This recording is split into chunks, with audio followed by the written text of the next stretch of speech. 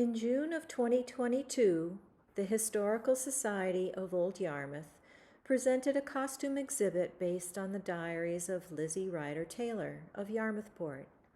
Lizzie was born in 1842 and later married Elbridge Taylor, a self-employed carpenter.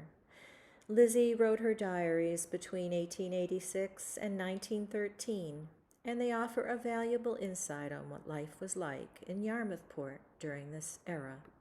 Let's go in Bangs Hallett House and see the exhibit, shall we? As we enter the front parlor, you see Lizzie and her friends during one of their frequent sewing circles. Friends and relatives, both old and young, had the opportunity to visit while they tied quilts, stitched or mended clothing, and sewed items to be shipped by their church to missions for needy families in other parts of the country. Children were taught basic stitches, as sewing was an important skill. The clothing and accessories you see here are very typical of the mid to late Victorian era.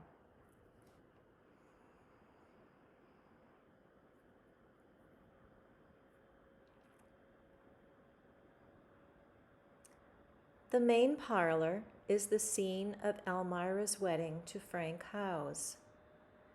Lizzie's second oldest daughter in 1893, Elmira, or Mimey as the family called her, was attended by her little sister Ruth and young male cousin. The dresses you see here range from simple to elegant, with Lizzie wearing black, a common color for the mother of the bride at this time.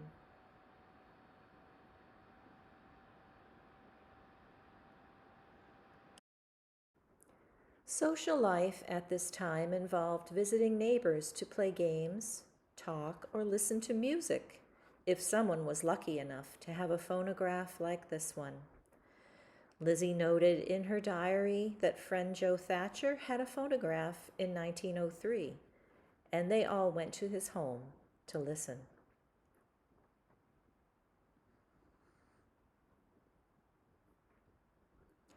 Sadly, death was commonplace in this era, and in this room we show you clothing ladies might wear in mourning or to a funeral, along with various accessories such as mourning jewelry, black bonnets, gloves, and parasols. As you can see, even these somber dresses had decorative trims, lace, and pleats.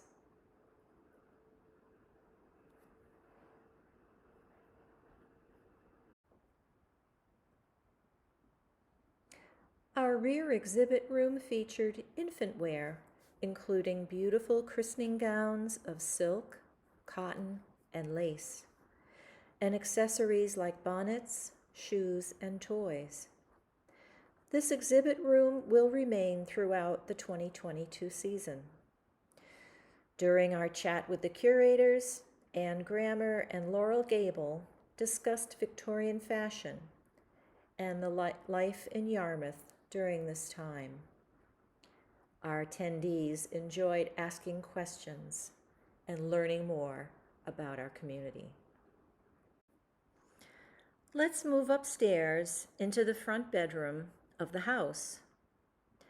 The ladies are getting ready to go out to a musical event at Lyceum Hall in Yarmouthport.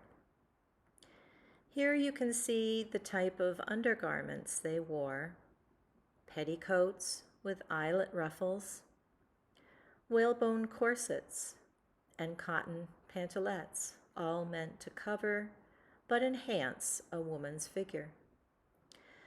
The red blouse with large Lego mutton sleeves was the height of fashion in the mid-1890s, and you can see her petticoat just peeking out from under her black silk skirt.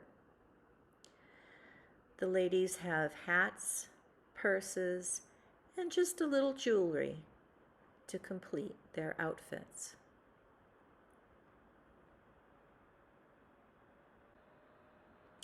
This beautiful 1860s silk plaid dress, with its matching velvet muff and hand-painted purse, is something Lizzie might have worn while being courted by Elbridge.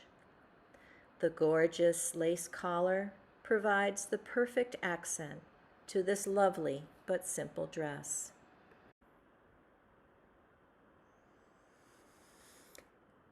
Lizzie noted in her diary that daughter Ruth did not sleep on her own in her room until she was 14 years old.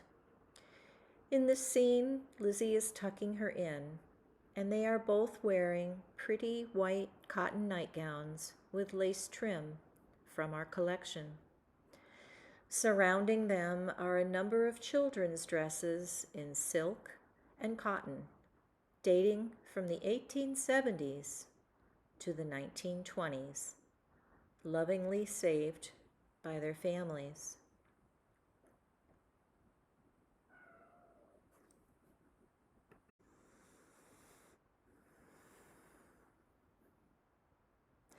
Our final room shows you that women worked, and worked hard during this time. From picking cranberries during the fall harvest, to the daily grind of never-ending housework, to being a shop girl or working in a bank. Women like Alice, Lizzie, and Ruth use their skills to contribute in many ways to their households.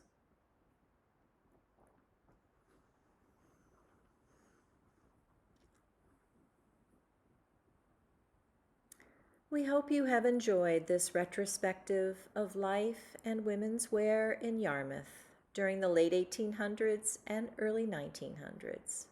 Thank you for joining us.